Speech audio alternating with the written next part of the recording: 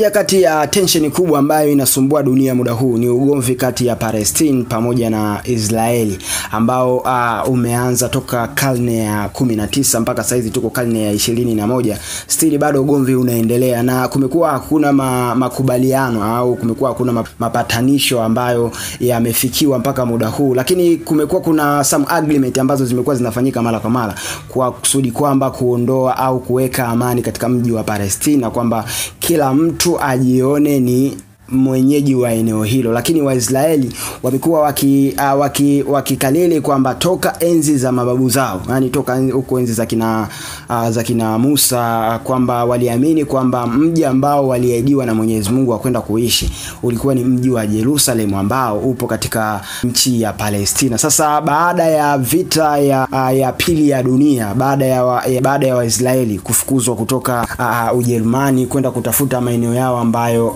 wataenda kuishi, na wakaona kwamba Palestina ndio mji maalum ya kwao ya wenyewe kwenda kuishi. Lakini mpaka muda huu kumekuwa hakuna upatanisho ili kusudi kwamba hii vita ambayo inaendelea muda huu kati ya Palestina pamoja na Israel ili iweze kufikia. Lakini hapa karibuni kumekuwa kuna mapatanisho ambayo yamefanyika, na kwamba kati ya Palestina pamoja na Israeli, especially kwenye ukanda wa Gaza ambako kulifanyika agreement katika nchi ya Qatar kwenye mji mkuu wa Doha, ambao of course ni mji ambao walikutana baadhi ya wakuu wa nchi. Tunazungumzia waziri mkuu wa Israel na mwakilishi wa kundi la Hamas ambalo limesimama kama nembo sahihi ya kugombania uhuru wa Palestina katika ukanda wa Gaza. Lakini mpaka muda huu inawezekana ikawa kama vile ni sneli ambao ijawali hali tu kwamba kile ambacho kimekubalia katika huo mkutano, je, kinaenda kufanyika kweli? Lakini kumekuwa kuna watu mbalimbali wamekuwa wakijitokeza kuomba angalau amani ipatikane katika mji huo wa Gaza, na ugomvi ambao unaendelea muda huu kati ya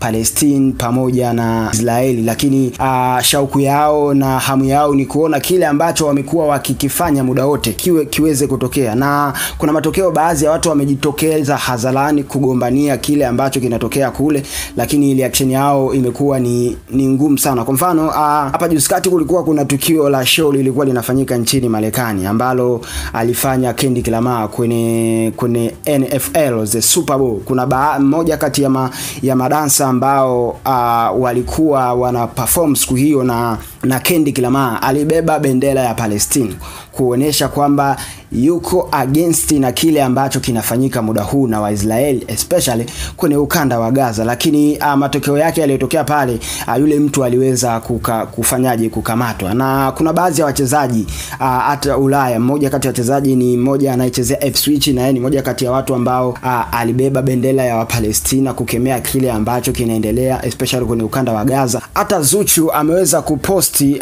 kile ambacho kinaendelea, hususan watu wakiwa wamejikusanya sehemu moja na wakiwa hawana maeneo mahususi ya wenyewe kwenda kuishi, na akaandika pale kwamba watu tusali kwa ajili ya Palestina, akionyesha direct kwamba yuko against na kile ambacho kinaendelea muda huu, yuko against mahususi zaidi na kile ambacho kinaendelea muda huu kwenye ukanda wa Gaza, ugomvi kati ya Palestina pamoja na Israeli. Na so Zuchu peke yake, wapo watu maarufu duniani wamekuwa wakishare hiko ambacho kinaendelea pale, na wakiomba kwamba ugomvi ambao unaendelea toka millennium, tunazungumzia toka miaka 1000 huko, lakini still mpaka muda huu ugomvi hujapata solution sahihi, kwamba watu wameendelea kuteseka zaidi, na kumekuwa hakuna msaada maalum kutoka kwenye hizi nchi ambazo of course ni powerful country kama vile Marekani,